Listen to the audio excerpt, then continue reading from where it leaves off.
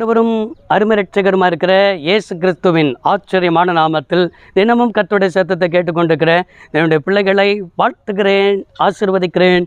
நீங்கள் ஆசீர்வதிக்கப்பட்டவர்கள். இந்த நாளிலும் கூட கர்த்தர் உங்களை பார்த்து தீர்க்கமாய் சொல்கிற ஒரு வார்த்தை, கலங்காதே காத்திரு என்பதாக ஆண்டவர் சொல்கிறார். சங்கீதம் 42 சங்கீதம் 5வது வசனம், என் ஆத்துமாவே நீ ஏன் கலங்குகிறாய், ஏன் எனக்குள் தேங்குகிறாய், கர்த்தரை நோக்கி காத்திரு என்று சொல்லி சங்கீதக்காரன் சொல்லுகிறதை நம்ம என்ன செய்யப்படுகிறது, பார்க்க முடிகிறது. அவன் தன் ஆத்துமாவை நோக்கி அங்கே என்ன செய்கிறான், சொல்கிறான், ஏன் கலங்குகிறாய், ஏன் தேங்குகிறாய்.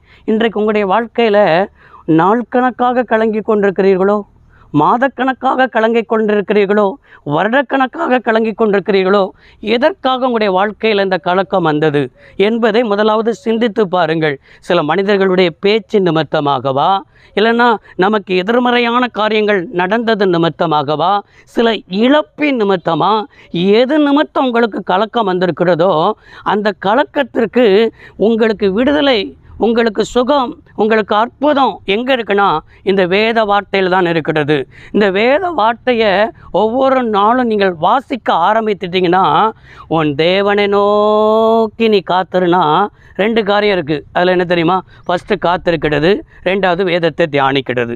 இந்த 2 காரியத்தையும் ஒரு ஆவிக்குரிய பிள்ளைகள் செய்ய ஆரம்பிச்சிட்டோம்னா, நம்ம காத்திருக்கும்போது நமக்குள்ளே என்ன வரும்? ஆறுதல் வரும், நமக்குள்ளே சமாதானம் வரும், நமக்குள்ளே சந்தோஷம் வரும். ஆண்டவர் நமக்கு என்ன செய்யணும்? இழப்பை இழப்பாக பார்க்காதபடிக்கு, நான் இருக்கிறேன் மகளே, நான் இருக்கிறேன் மகனே, உனக்கு நான் ஒரு தகப்பனை போல இருக்கிறேன், நான் உனக்கு ஒரு தாயை போல இருக்கிறேன். தகப்பனும் தாயும் உன்னை கைவிட்டாலும் நான் கைவிட மாட்டேன். இவங்க பேசுகிற வார்த்தை, நீ என்ன செய்யணும்? என் வார்த்தையை பாரு. என்னையே இந்த உலகம் என்ன செஞ்சது? பரியாசம் பண்ணிச்சு. என்னையே இந்த உலகம் என்ன செஞ்சது? அவமதிச்சிச்சு. என்னையே இந்த உலகம் புறம் தள்ளிச்சு. ஆனால் இந்த உலகத்தை நான் மன்னிச்சேனே, இந்த உலகத்திற்காக ரத்தம் சிந்தினேனே.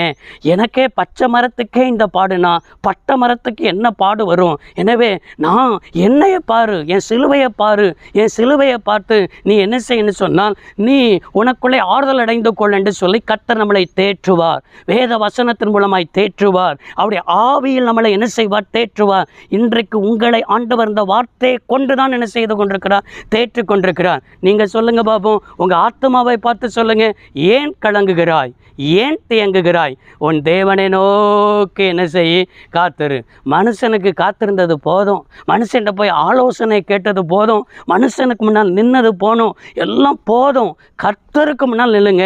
நீங்கள் கலங்க மாட்டீங்க, நீங்கள் என்ன செய்ய மாட்டீங்க? கண்ணீர் விட மாட்டீங்க, நீங்கள் புலம்ப மாட்டீங்க, உங்களுக்கு ஆசீர்வாதமாக இருப்பீங்க. ஜெபம் பண்ணுவோம். சர்வ வல்லமையுள்ள தெய்வமே, அன்பு தகப்பனே, இன்றைக்கி இந்த வார்த்தையின்படியே பிள்ளைகள் வாழ்ந்திருக்கட்டும், சுகித்திருக்கட்டும், நன்மை அனுபவிக்கட்டும். இயேசு ரட்சக நாமத்தில் வேண்டி கேட்கிறோம் நல்ல பிதாவே, ஆமென். கர்த்தர் ஆசீர்வதிப்பாராக. God bless you all.